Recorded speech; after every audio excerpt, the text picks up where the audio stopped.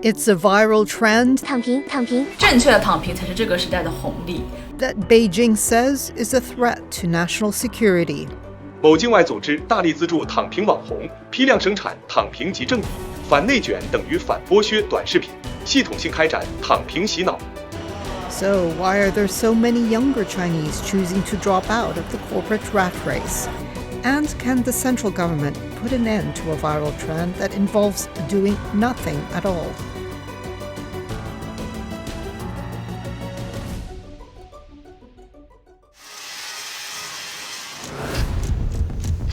For decades, China's story has been about its rapid, world-changing rise.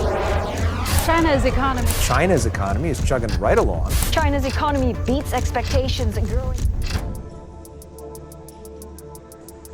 But today, some young workers in China are deciding to slow down instead. 由于我长期在家躺平，又不找工作，每天只知道在家躺着，躺了7个月，我发现自己越来越喜欢这样的生活。 The term lying flat first emerged on the Baidu Tieba online forum with this post.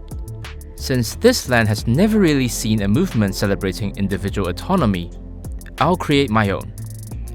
Lying flat is my intellectual awakening. The author of the post said he hadn't worked in more than 2 years. The way he saw it, the problem wasn't his inaction. It was society's insistence that he had to push himself harder. While he didn't try to define the term lying flat, many social media users knew just what it meant. At the time, the phrase usually referred to people who completely dropped out of the rat race, but it soon evolved into a term for a minimalist, low-effort lifestyle, the opposite of the state ethos of relentless hard work and ambition. 我工作4年了，然后是从互联网运营裸辞躺平了1年。 感觉自己20多年的人生都过得非常的紧绷，就是也一直焦虑，就是总觉得身边有很多同学，还有很多同事，他们都比我优秀。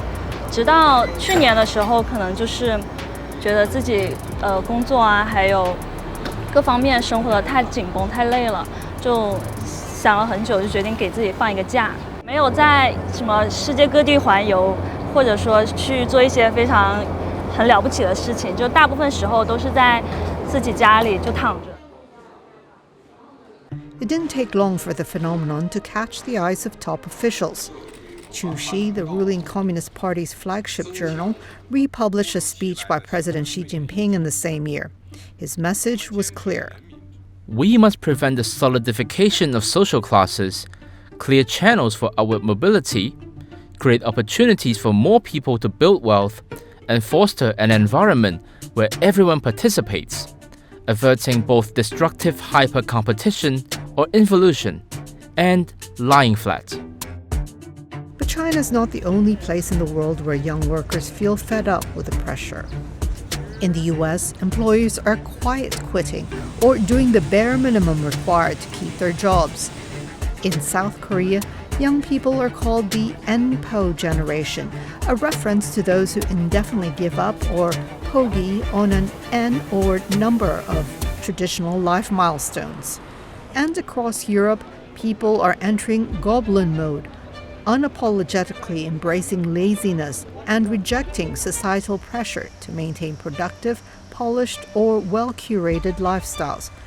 What's unique about China is how seriously the government takes the lying flat trend. What makes China special is that China makes it a national security issue. You can see that reflected as well in government language about lying flat, where, beyond the kind of adaptation and integration into kind of day-to-day reporting, even at the highest level of the party, there's been framings of lying flat, or people not being willing to struggle, to contribute, actually as a threat to security interests, as a threat to China's economic development, to China's potential, and ultimately then national security. China's government has a fundamental expectation of its people. Addressing the nation's youth at the 20th Party Congress in 2022, President Xi delivered a direct call to action.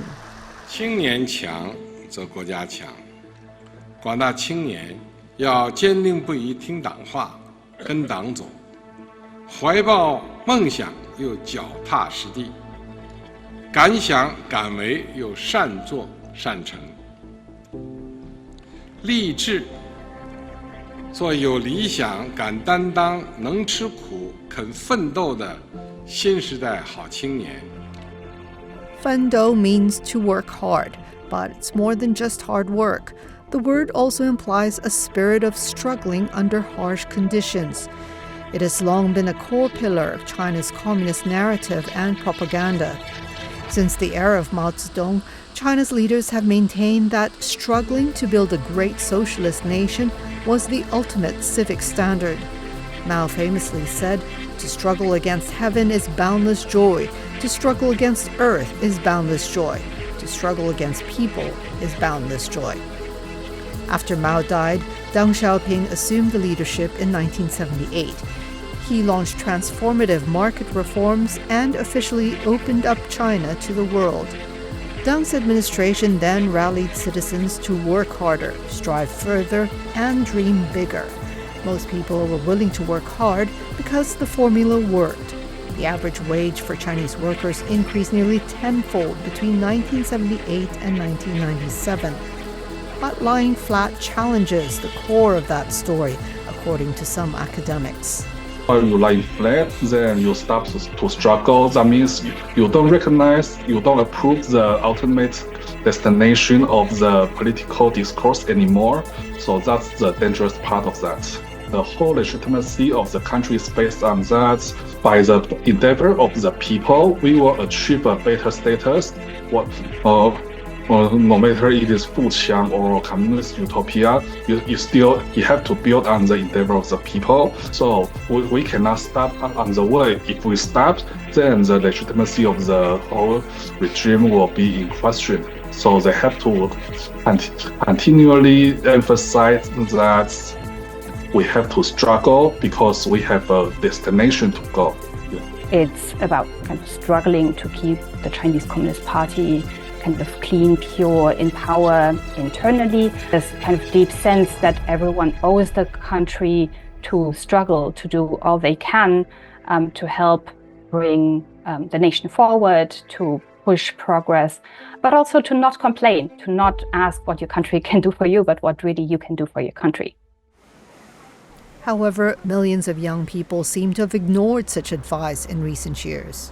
是现在年轻人，国内的年轻人确实生活得非常累，这是可以说的吗？我身边的朋友们知道自己被裁，都是开心而不是伤心。